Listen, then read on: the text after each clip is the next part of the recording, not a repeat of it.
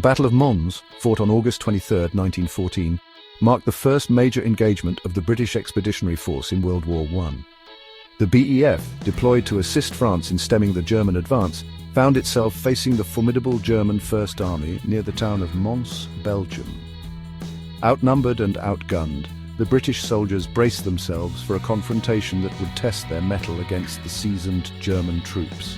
The outcome of this battle would have significant implications for the early stages of the war on the Western Front. The British troops, though smaller in number, were equipped with the Lee Enfield rifle, a weapon known for its accuracy and rate of fire. Their machine guns, however, were fewer in number compared to the German forces. The German army, under the Kaiser's command, boasted a larger force and superior artillery.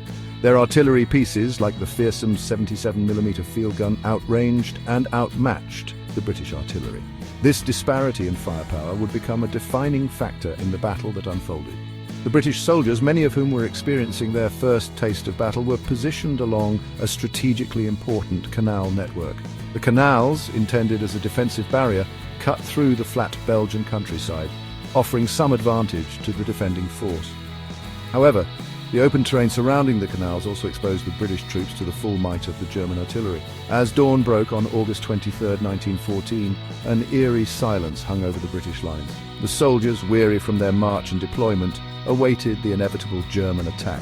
Little did they know that they were about to face a storm of steel and fire that would etch the name Mons into the annals of military history. The relative calm of the early morning was shattered by the deafening roar of German artillery. Shells rained down upon the British positions, transforming the serene landscape into a scene of devastation. The earth trembled under the relentless bombardment, throwing up geysers of earth and debris. The German artillery, superior in both range and quantity, targeted key British positions, including communication trenches, supply lines, and troop concentrations. The British soldiers, caught under the intense barrage, scrambled for cover in their shallow trenches. The air grew thick with the acrid smell of cordite and the groans of the wounded. Communication lines were severed, disrupting the flow of orders and information along the British lines. The German artillery barrage, a display of raw destructive power, aimed to soften the British defences and demoralise the defending troops before the main infantry assault. Despite the ferocity of the bombardment, the British soldiers displayed remarkable resilience. They huddled in their trenches, enduring the deafening explosions and the rain of shrapnel. Officers rallied their men, urging them to hold their positions and prepare to meet the enemy onslaught. The British artillery, though outgunned, responded with measured fire, attempting to silence the German guns and disrupt their rhythm. The relentless German bombardment continued for hours, testing the limits of human endurance. Yet, amidst the chaos and destruction, the British soldiers clung to their positions, their resolve hardening with every exploding shell. The stage was set for a desperate struggle as the German infantry prepared to advance under the cover of their thundering artillery.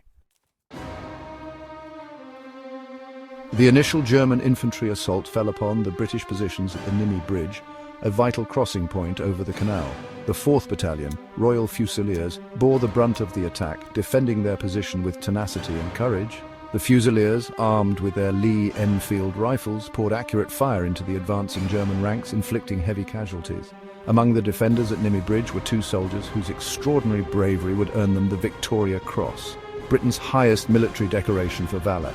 Lieutenant Maurice Dease, despite being severely wounded, continued to man his machine gun, mowing down wave after wave of German attackers. His selfless act of courage inspired his comrades and inflicted heavy losses on the enemy. Private Sidney Godley, witnessing Dease's heroic stand, rushed to his aid. Despite being under intense enemy fire, Godley helped Dease reload his machine gun, enabling him to continue firing upon the advancing Germans. When Dease was eventually killed, Godley took over the machine gun, holding off the enemy until he too was mortally wounded. The heroic stand of Dease and Godley at Nimy Bridge exemplified the spirit and determination of the British soldiers. Their selfless actions, in the face of overwhelming odds, bought precious time for their comrades to regroup and reinforce their defences. The Nimy Bridge became a testament to their valour, forever etched in the annals of British military history. As the battle raged along the canal, another act of extraordinary bravery unfolded at a nearby bridge. Captain Theodore Wright, commanding a company of Royal Engineers, received orders to destroy the bridge in order to prevent a German breakthrough. With enemy fire raining down around him, Wright led his men in a daring mission to place explosives on the bridge structure. Under intense enemy fire, Wright and his men worked tirelessly, laying charges on the vital points of the bridge. Time was of the essence, and Wright, knowing the importance of his mission, refused to leave his post despite the growing danger. With the explosives in place, Wright detonated the charges, sending a thunderous roar across the battlefield as the bridge collapsed into the canal, effectively halting the German advance at that point. Wright's courageous act, executed with precision and unwavering determination, prevented a potentially disastrous breakthrough by the German forces. His actions, for which he was posthumously awarded the Victoria Cross, embodied the spirit of selflessness and devotion to duty that characterized the British soldiers fighting at Mons.